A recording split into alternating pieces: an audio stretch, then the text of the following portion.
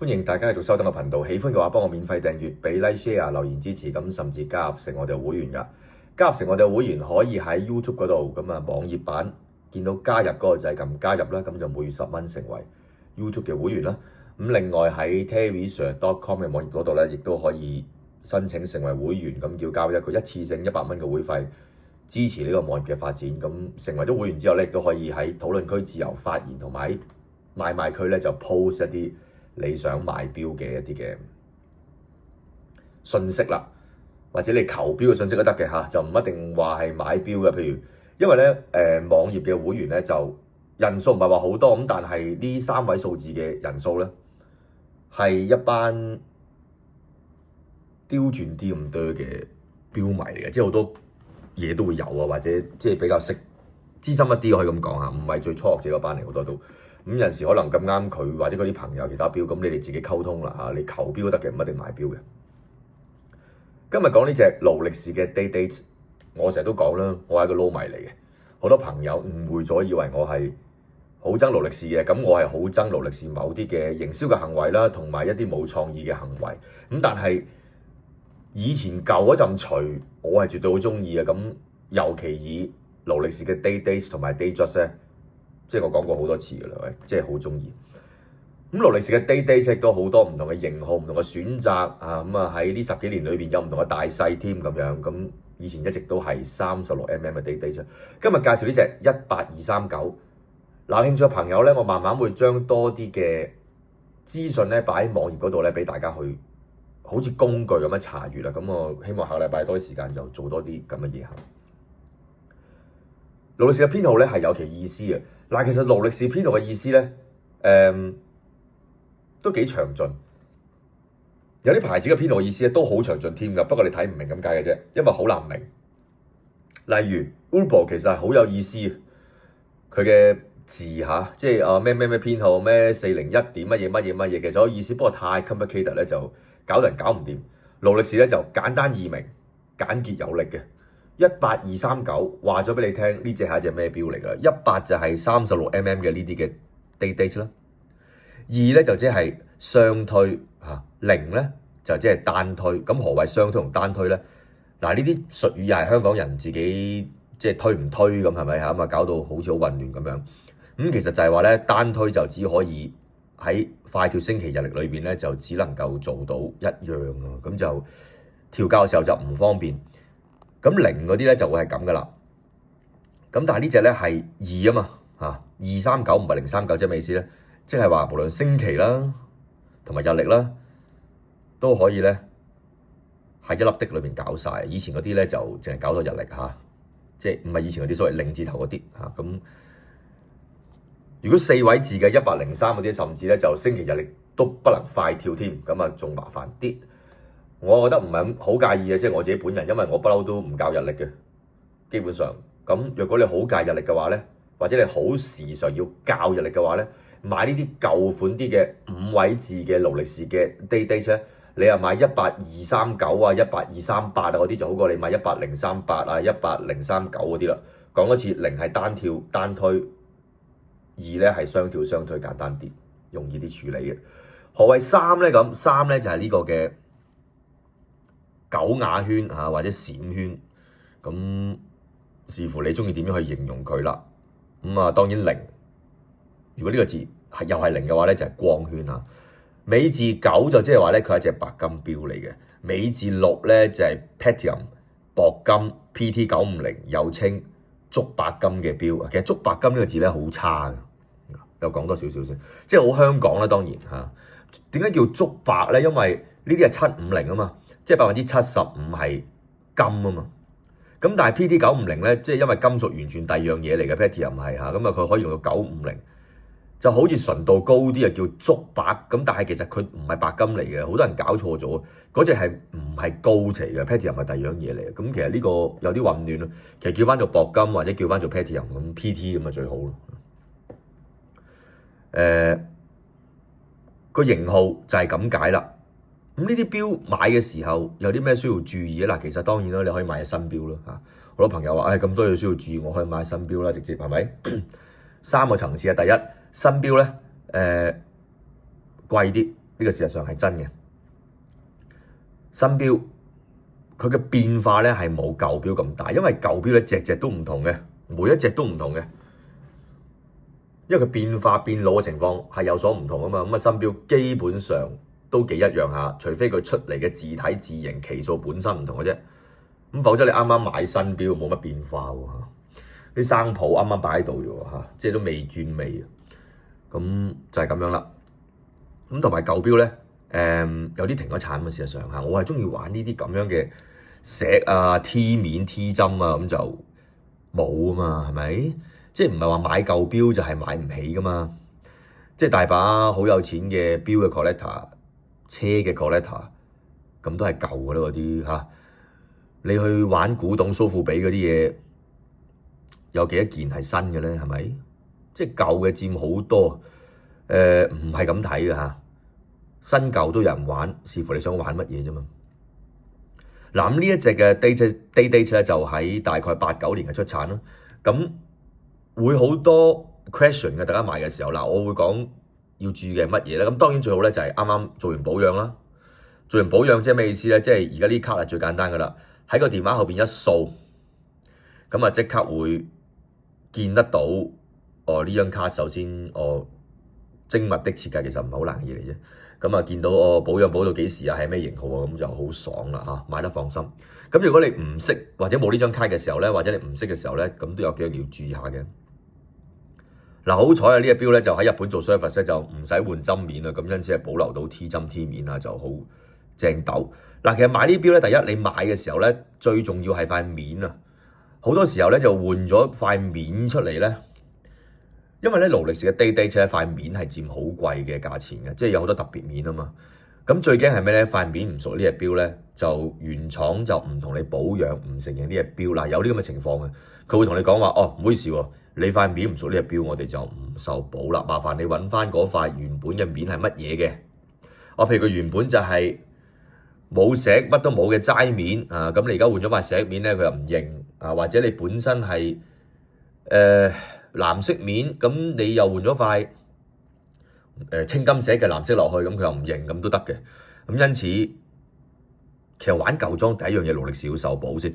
嗱，好多朋友咧，即係我再次要挑戰呢一件事情，唔好話自己如何了解啊，或者唔了解嗰個勞力士，因為咧去到 ultimate，去到最終極啊，真係要涉及兩個人嗌交，你話呢隻錶又咁，我哋錶又咁，真係要去到法庭嘅時候咧，咁你覺得個庭係信你作為我係一個超級專家，我係乜乜乜專家，你嗰個所謂專家證供咧，你係有咩 qualification 嘅咧？但係勞力士維修中心仲唔代表一切，人哋話係就係，唔係就唔係啊嘛。咁因此玩呢啲舊錶咧，最緊要係你上過行咧，安心咧。就好玩啲啦。當然你話行會換咗你啲嘢咁樣，咁佢會換咗你啲嘢啦，有機會嚇，有機會，唔一定嘅，不過都有機會嚇，機會都幾大添。咁但係佢換過啲嘢去到最後係真嘅，好過你以為係真嘅，去到行人哋唔承認話你唔得嘅，你塊面喐過嚟嘅翻寫唔係呢隻錶嘅，唔受保。咁去到最後，所有專家都係 nothing 嚟嘅，只有勞力士官方話係乜嘢嘅啫嚇。咁因此任何拗撬咧就仲麻煩。咁因此咧，我玩啲舊裝咧，我好多時希望係自己起碼一係咧就本身，譬如喺保養期內呢啲好少有嘅，不過或者自己要上一上行先至好攞出嚟賣俾人或者同人哋講啦。否則嘅話咧，我哋攞翻去先啦嚇，唔得再自己上行啊，跟住再嚟揾翻我咧，我覺得好似嘥咗人哋時間一點。一係咧就有保養，一係你自己上個行，否則咧最簡單嗰啲。百事啊、可樂嗰啲圈片，你話係咪屬呢隻錶啊？根本冇人知，睇唔睇到真假？睇到，係咪拆裝 check 到呢塊片、呢塊面屬唔屬於呢隻錶？只有勞力士服務中心答得到你。你可以係上一手上過去啦，你做完保養啦，或者你自己本人上過去，否則都係兩個字靠估嘅啫。咁呢樣要小心啦。咁你話上個行啦，或者我會上行啦，或者我好上個買家，咁有咩要需要去研究去睇咧？嗱，勞力士 Day-Date 啫，除咗塊面屬唔屬於隻錶呢個係一個棘手嘅位置之外咧，更加棘手當然係條帶啦。嗱，非常之多假嘅帶啊！講緊係用金做嘅，咁但係條帶就唔係真係勞力士出嘅，咁啊叫土帶嗰啲好多。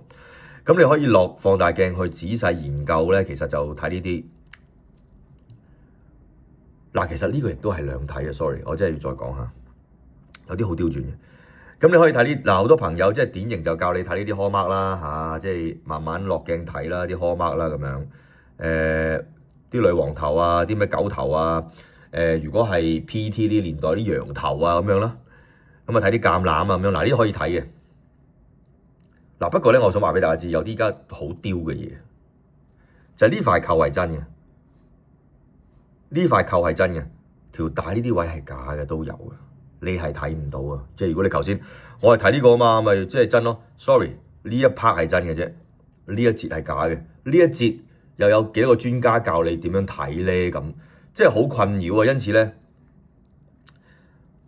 即係冇足夠證明文件啊，或者唔係啱啱上過行啊，有單據啊，保養期內咧，我有陣時都有啲覺得痛苦啊！嗱，當然啦，喺假帶裏邊咧，最多就係黃金、玫瑰金間唔中都有嘅，白金啊比較少。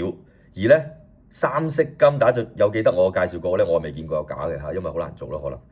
咁你條帶又要真啦，又要唔好撇啦，係要比較挺啦，咁啊又會好啲啦。格數啊最好多啲啦，咁啊其實可以買得翻嘅二手都啊，或者一手佢會賣俾你嘅，不過就視乎個價錢啦。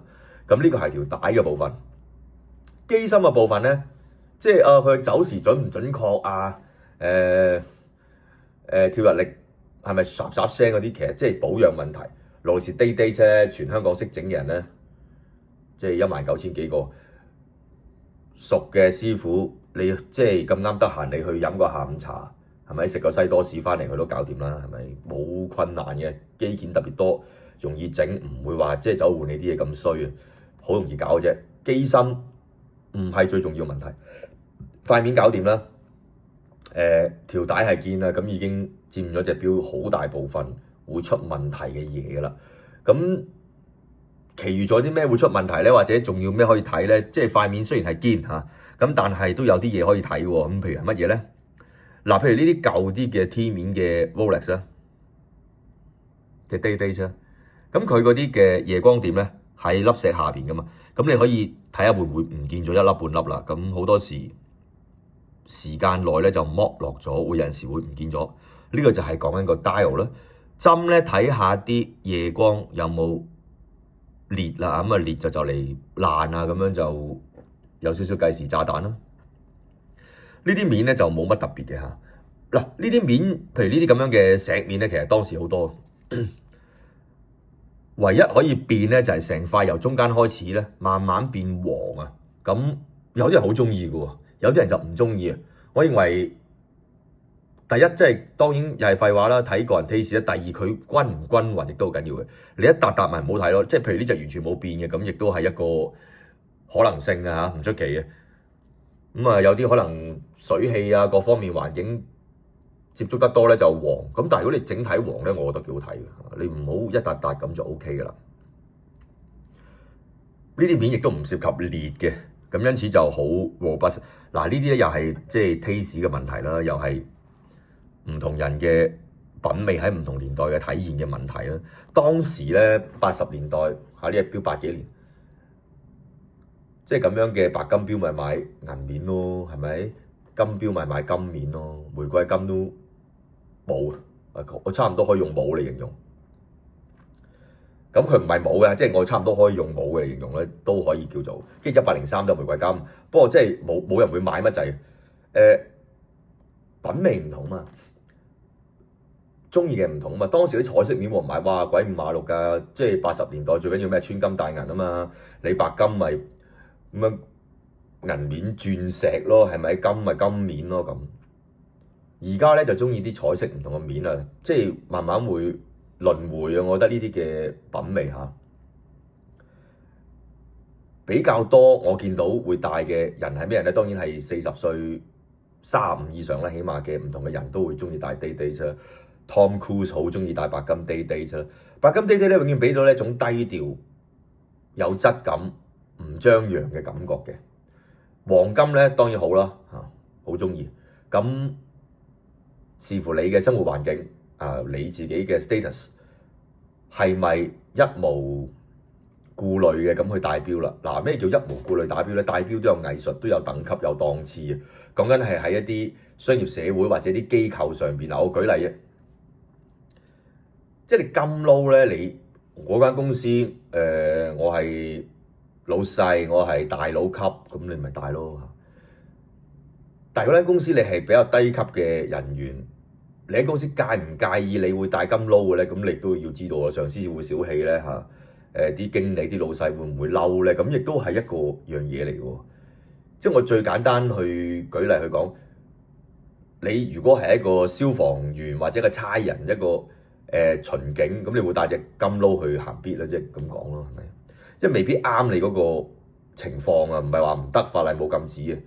不過會唔會咁做咧？咁就要自己去睇睇啦。咁即係戴得金撈 day 或者白金又好，黃金又好咧，即係嗰個人好似都幾無視好多嘢，有一定嘅 status 嘅意思係喺呢度嘛。即係好多朋友成日話呢啲唔係好貴啫，係咪？大體算都係乜啦？好多錶都唔係好貴，但唔係個 carry 得起。carry 得起嘅意思唔係淨係嗰個錶有幾貴，係佢代表 something 噶嘛。即係呢隻6圈6面嘅勞力士貴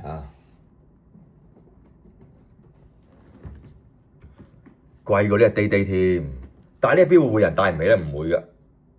你咪巡警你都可以戴噶，你唔同級數人都可以戴噶，你警務處長又可以戴噶，你係明星又可以戴噶，你係酒樓阿姐都可以戴噶，冇問題噶。你最低級嘅職員可以戴，最高級嘅職員可以戴嘅。但係呢啲唔同嘛，呢啲你如果係最低級啱啱今日入職嘅職員，你帶隻呢出嚟係好奇噶嘛。咁因此 carry 唔 carry 得起咧，唔係淨係嗰個價錢嘅。頭先嗰隻66係貴過呢隻錶嘅，可以即係視乎你唔同嘅期數有冇卡咁樣啦。即係 anyway 就係咁嘅意思啦。勞力士嘅 day 又係咪你會買嘅嘢咧？係咪你會擁有嘅嘢咧？去到某個年紀又係咪你想追求嘅嘢咧？咁歡迎留言分享，多謝各位。